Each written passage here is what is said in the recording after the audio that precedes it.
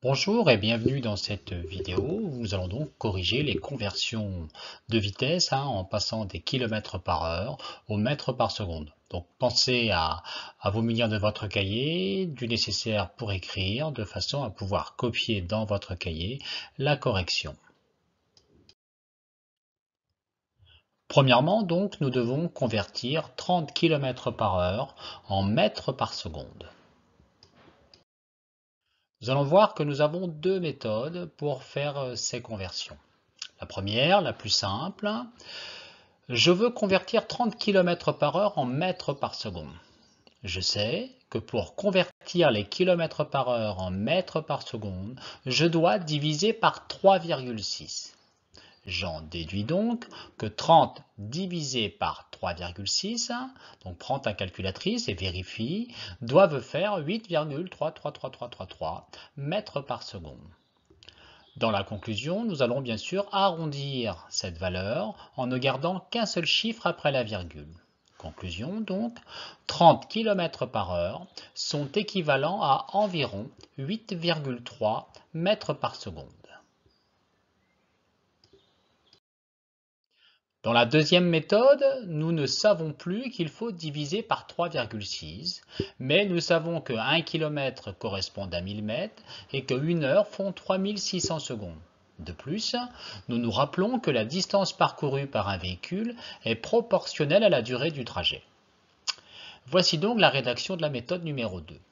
Je veux convertir 30 km par heure en mètres par seconde. Je sais que 1 km est égal à 1000 mètres, que 1 heure est égale à 3600 secondes, et nous savons également que la distance parcourue est proportionnelle à la durée du trajet. J'en déduis donc que 30 km sont égaux à 30 000 mètres. Pour cela, nous avons pris la valeur numérique 30 km que nous avons multiplié par 1000 parce que nous savions que 1 km était égal à 1000 mètres. D'autre part, nous savons que la distance et la durée sont proportionnelles. Nous pouvons donc faire un tableau de proportionnalité. Ce tableau contient deux lignes.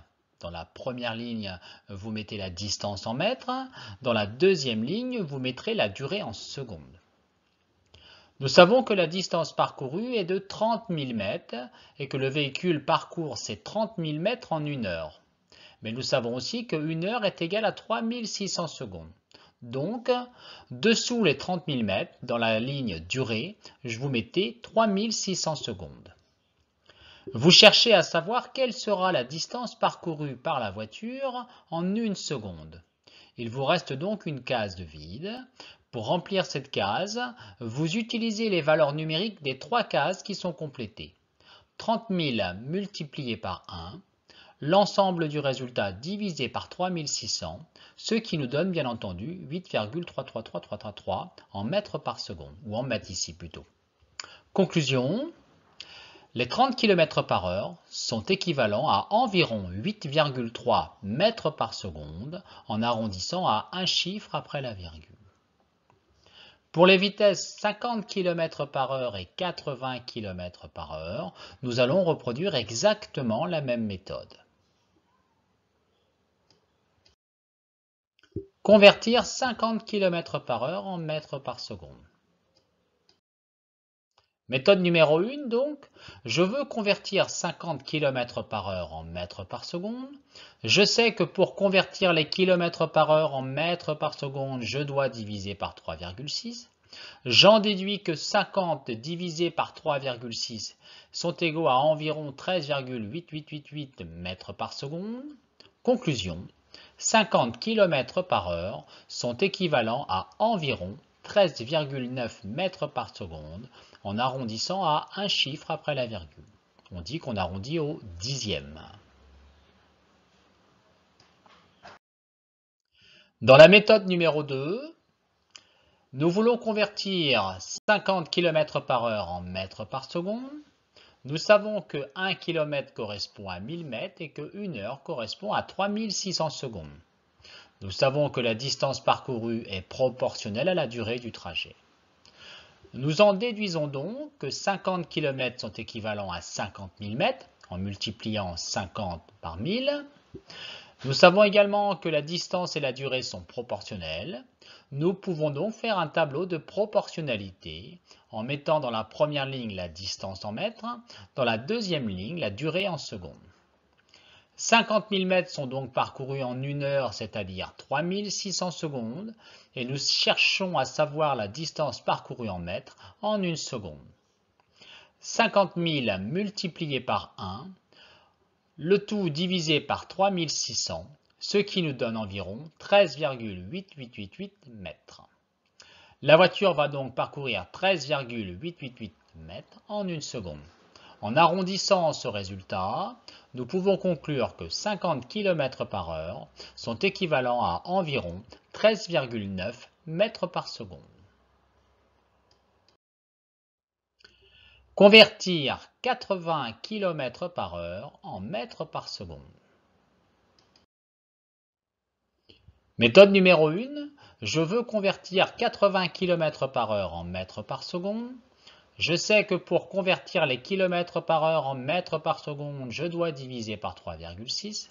J'en déduis que 80 divisé par 3,6 sont environ égaux à 22,2222 mètres par seconde.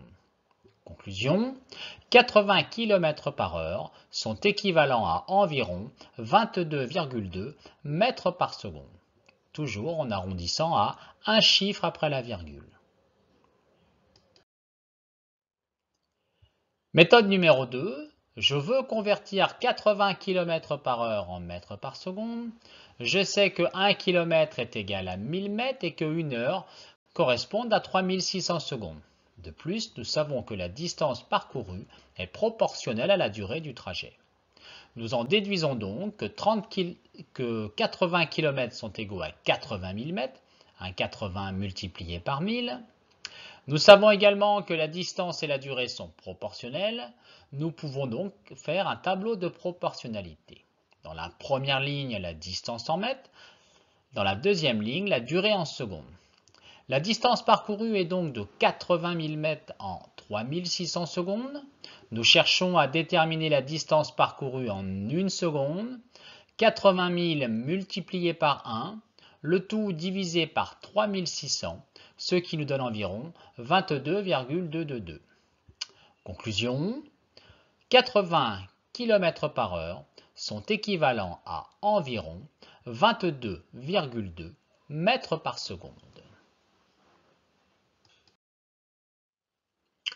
Pour finir, pourquoi respecter les limitations de vitesse? Vous voyez que les vitesses que je vous ai demandé de convertir, 30 km par heure, 50 km par heure, 80 km par heure, sont des vitesses que vous avez à respecter soit lorsque vous rentrez dans une agglomération, 50 km par heure, soit lorsque vous circulez au centre de cette agglomération et qu'éventuellement vous avez des passages surélevés, donc 30 km par heure, et 80 km par heure lorsque vous circulez sur une route départementale ou nationale et si aucune autre réglementation n'est indiquée. Pour comprendre tout ça, je vous passe un petit extrait vidéo de l'émission C'est pas sorcier. Allez Fred, accélère, je vais être en retard. Oh là là, doucement, si cette zone est limitée à 30 km/h, c'est pas par hasard. Regarde, la rue est étroite, il y a des piétons, des cyclistes, c'est important de pas les mettre en danger. Jamy, explique-lui. Prenons un exemple. Cette voiture roule à 30 km par heure lorsqu'un enfant surgit sur la route. Le temps que le conducteur réagisse et commence à freiner, il parcourt au minimum 8 mètres. C'est la distance de réaction à laquelle il faut ajouter 5 mètres pour la distance de freinage. Au final, cette voiture aura parcouru 13 mètres pour s'arrêter. Ouf, on est passé à 2 doigts de la catastrophe. En revanche, si la voiture avait circulé à 50 km par heure, eh bien elle aurait parcouru 14 mètres pendant le temps de réaction et au total, il lui aurait fallu 28 mètres pour s'arrêter, beaucoup trop long, pour éviter l'enfant qui a surgi de nulle part. Donc il faut savoir que le temps de réaction d'un conducteur est en moyenne d'1 seconde. La distance parcourue pendant le temps de réaction correspond, en arrondissant, vous voyez que les valeurs données dans l'émission ont été bien arrondies, aux valeurs numériques que vous avez calculées juste précédemment. Nous allons faire une petite question pour vérifier si vous avez bien compris cette histoire de distance de réaction.